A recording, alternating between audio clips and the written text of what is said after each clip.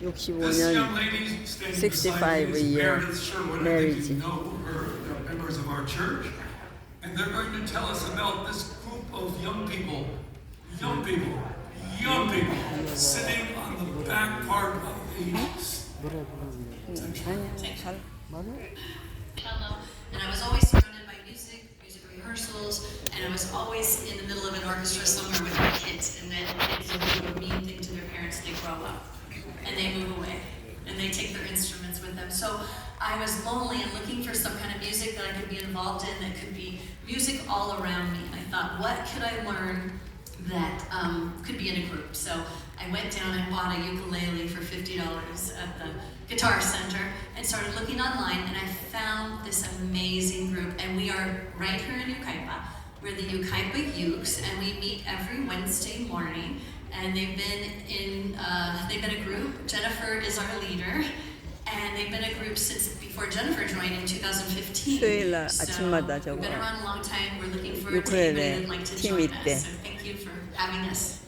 가서 Very good. 배워서 Put your hands together and let's welcome the Yucaipa Ukes as they play I'll Fly Away.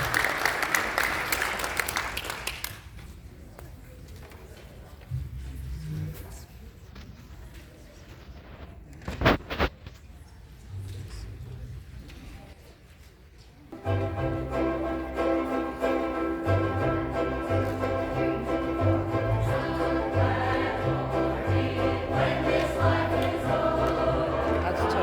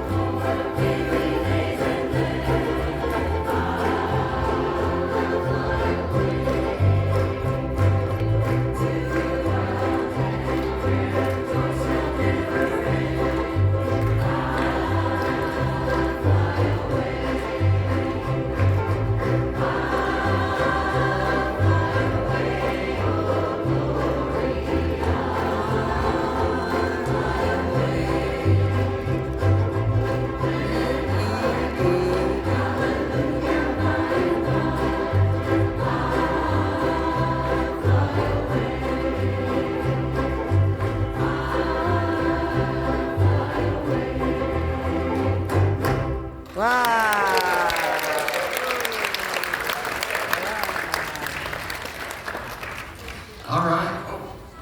It is now time for the children's story. So I'd like to invite the young people down. As you come down, remember your job. The adults have money that they are absolutely dying to give you. And so they are getting that out right now, and they're going to be handing that out. And it's your job to pick that up and bring that down here for Mason Grandi.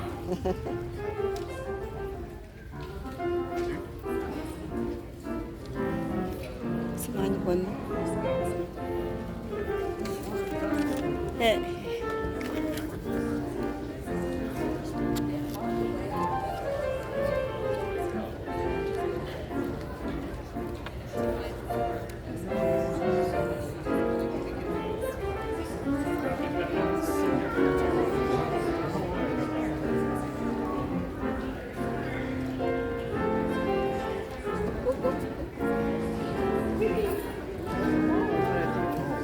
여기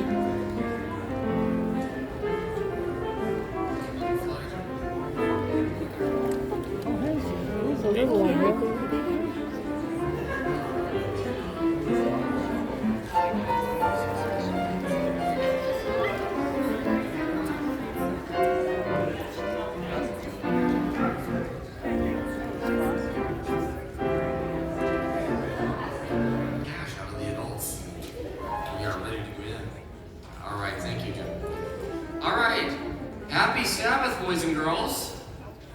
Sabbath. All right, that was a little weak, but I'm going to proceed because it's going to be a long service. So, all right. How many of you know how to read? Can I see hands? Who reads here? All right. How many of you are learning how to read? I bet you some of you are learning too. Did you know that a long time ago, I'm talking like 1,000 years ago, a lot of people couldn't read, right? And if you can't read, how are you going to learn about Jesus in the Bible, right? So the people, they didn't have a lot of Bibles, and the ones that they had, not everybody was allowed to read, and that's a very complicated story, and I'll let your parents explain it to you later. But the point is that the good people said, well, how are we going to teach people about Jesus if they can't read? So they looked and they said, what have we got here that we could use to help people learn the stories in the Bible? So they said, hey, we've got all of these colored pieces of glass. And yes, parents, I am about to hand out glass to your children in the children's story. You want to hold one of these? Look at that. Some of these are colored. You want one? There you go. Maybe you can help me pass these out to some. Are you there? All right, here we go. All right, you should get to bed earlier. Okay. All right, can you pass these out now? You gotta promise me you're not gonna put it in your mouths because I'm not on holiday and I can't take it out. So, all right. So they said, we've got these beautiful pieces of glass. What can we do with these to help people learn the Bible stories? And what they did, I'm going to show you on the screen. If you turn around and look, you see that there. And kids, that's what you call a stained glass window, and that's a special one, actually. That one's found in Canterbury Cathedral in England. And that window is called the Poor Man's Bible, because people who were poor, they didn't have money to learn how to read. And so if you look carefully at the picture, there's little pictures in it. In the next slide, I'll zoom in and show you. So that's from a Bible story. Does anybody know a Bible story that had 3 kings and a star in it? So people, when they were listening to the sermon, they could look up there and they would learn the Bible stories from the stained glass. Now, one of the most beautiful stained glass places I've been to is in the next slide. Look at that, kids. See that? That's called Saint-Chapelle, and that's in Paris where they're doing the Olympics. Although I don't think they're doing any sports in there, though. You never know with the French. But the point is that it's really beautiful, and all those windows have little stories that tell Bible stories. And let's see, there's another one that's a little closer. Yep, good. And then actually one more. So my daughter and I actually got to go to a music concert in there, and that was really special.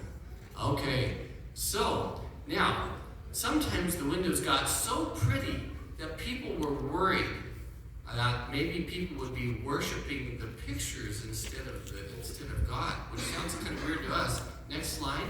And so there was a thing that happened about 400 years ago called the Reformation, where we went around and knocked out all the windows and broke them up, which is kind of sad because they were pretty.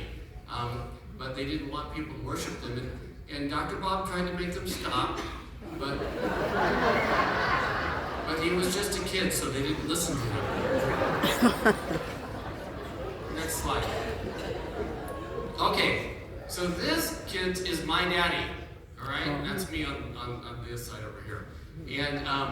And my daddy, when he was working, he was a pastor, like our pastors here.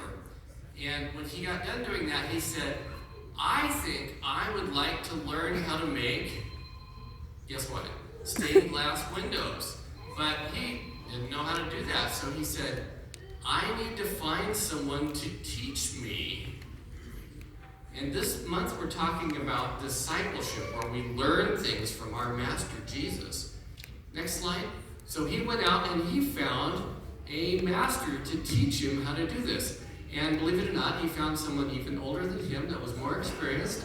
And this is the man. And they were together learning how to make these stained glass windows. And this one here is one they were working on. Next slide.